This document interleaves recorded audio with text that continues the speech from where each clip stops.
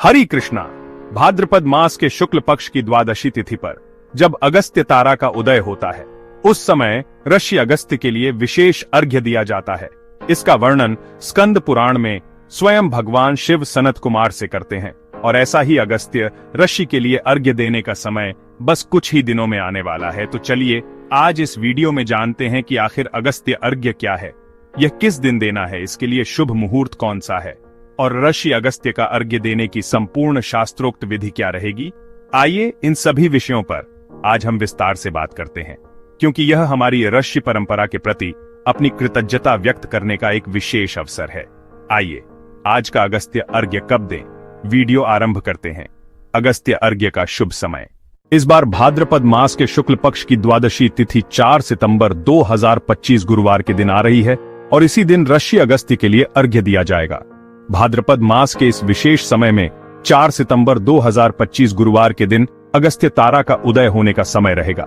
सुबह 4:57 पर और अगस्त्य तारा का अस्त होगा। सुबह 7:54 पर ऋषि अगस्त्य के लिए अपनी कृतज्ञता व्यक्त करने का समय यानी कि प्रातः काल में अगस्त्य अर्घ्य देने का समय रहेगा।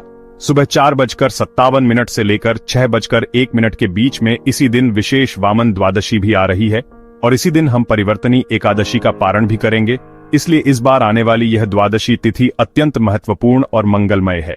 भविष्य पुराण में वर्णन आता है कि हे पांडव, जो भक्त लगातार 7 वर्षों तक अगस्त्य ऋषि को विधि पूर्वक अर्घ्य प्रदान करता है, वह ब्राह्मण चतुर्वेदी बनता है, क्षत्रिय पृथ्वी का अधिपति बन जाता है, वैश्य अन्नों का स्वामी और शूद्र धनवान हो जाता है, और जो जब तक जीवित है तब तक अर्घ्य देता है उसे परम ब्रह्म पद की प्राप्ति होती है।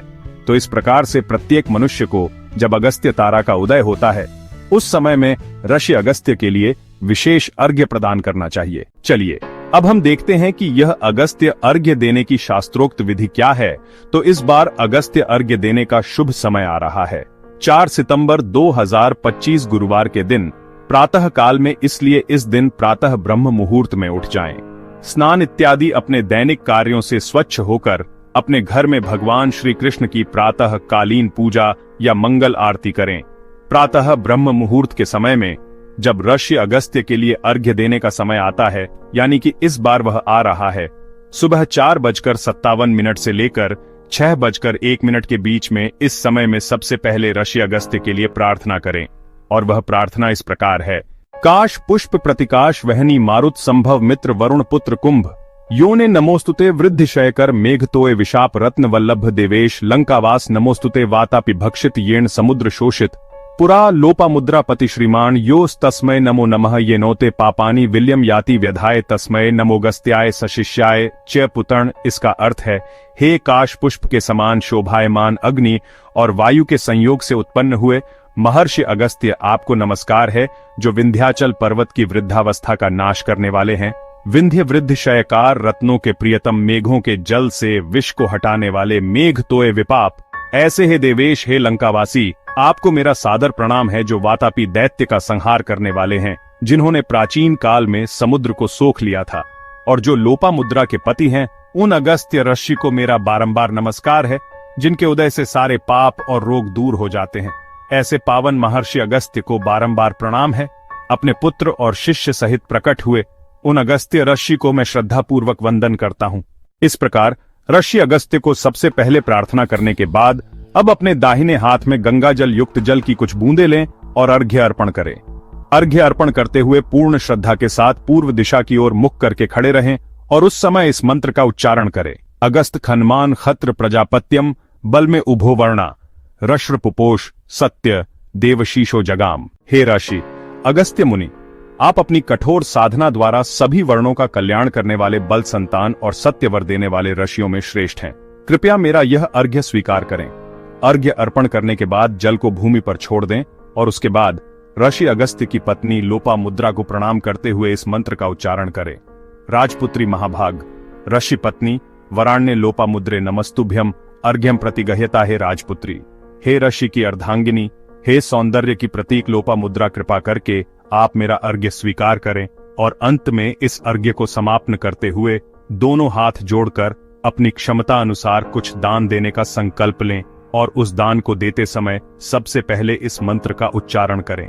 अगस्त्य सप्त जन्माघम नाशयत्वा वयोरयम अतुलम विमलम सौख्यम प्रयच्छत्वम महामुने। हे अगस्त्य मुनि, हमारे 7 जन्मों के पापों का नाश करें और हमें अतुलनीय निर्मल और दिव्य सुख प्रदान करें। इस प्रकार कहकर आप अपनी क्षमता अनुसार किसी सुयोग्य ब्राह्मण को या फिर मंदिर में या किसी भी और स्थान पर इस अगस्त्य अर्घ्य के निमित्त दान दे सकते हैं। सिर्फ इतना करने पर भी मनुष्य के 7 जन्मों के पापों का नाश हो जाता है। जो भी मनुष्य श्रद्धा और भक्ति पूर्वक इस प्रकार प्रातः काल में अगस्त्य अर्घ्य प्रदान करता है, वह समस्त पापों से मुक्त हो जाता है। उसकी संतान संपत्ति और सुख में वृद्धि होती है, उसका अग्नि शरीर शुद्ध हो जाता है और अंत में उसे दिव्य आध्यात्मिक लोक की प्राप्ति होती है। स्वयं भविष्य पुराण में इसका प्रमाण हमें प्राप्त होता है, जहां कहा गया है कि अगस्त्य अर्घ्य करने वाला व्यक्ति स्वयं ऋषि के समान तेजस्वी, सामर्थ्यवान और धन धान्य से पूर्ण हो जाता है। तो इस प्रकार प्रत्येक व्यक्ति को आने वाले इस अगस्त्य अर्घ्य के दिन, यानी कि जिस दिन अगस्त्य तारा का उदय होता है, उस दिन ऋषि अगस्त्य के लिए विशेष रूप से अर्घ्य प्रदान करना चाहिए। ऐसा करने से मनुष्य हर प्रकार की सुख, समृद्धि और स्वास्थ्य को प्राप्त करता है। उसकी हर मनोकामना पूर्ण होती है और ऋषियों के प्रति व्यक्त की गई कृतज्ञता के कारण उसके जीवन में सकारात्मकता और भगवान श्री हरि की भक्ति का भी उदय होता है। तो यह थी आने वाले अगस्त्य अर्घ्य के विषय में संपूर्ण जानकारी। हमें आशा है कि यह जानकारी आपको अच्छी लगी होगी और शायद आपने पहली बार सुनी होगी। अगर ऐसा है तो हमें नीचे कमेंट बॉक्स में लिखकर अवश्य बताइएगा कि क्या इस बार आप अगस्त्य अर्घ्य देने वाले हैं। और अगर आप इस विषय में एक सुंदर पौराणिक कथा को भी सुनना चाहते हैं तो भी हमें नीचे कमेंट बॉक्स में लिखकर अवश्य बताइएगा। अगर आपकी इच्छा हुई तो हम इस सुंदर अवसर पर इससे जुड़ी हुई एक पौराणिक कथा भी लेकर आएंगे। उसे सुनने के लिए चैनल को सब्सक्राइब करके जाइएगा और नोटिफिकेशन भी ऑन रखिएगा और हम आपसे मिलेंगे बहुत जल्द ऐसे ही सुंदर प्रमाणभूत वैदिक पर्वों और कथाओं के साथ। हरे कृष्णा।